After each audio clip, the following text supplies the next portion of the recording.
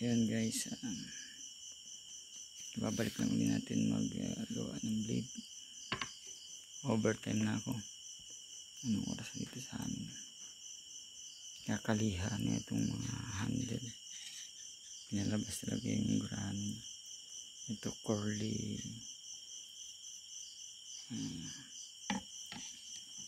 tawag nito manggis, ay kurisum pala ito, kurisum. Rare ito na kahoy dito sa Palawan. Ito naman ugat ng Nara, yung nasa 300 years old. Ang metal naman po nito is 1945 na Willis. Kaganda ng bakal nito. Ayan yung ibang mga blade natin. Ayun yung mga backlog natin. Umpisan natin yung ibang papuntang US. Pasensya na, medyo natagalan ng konti kasi hirap kasi yung mga Damascus. Tsaka solo na lang tayo ngayon. Minsan nakakapagod pag mag-isa. Huwag kayo mag-alala at makakarating friends sa inyo.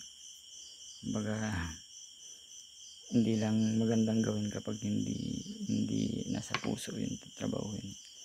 Kaya pinapaliban natin ng konti para ma-refresh ang ating utak. Ngayon okay na ulit. Trabaho na ulit tayo guys.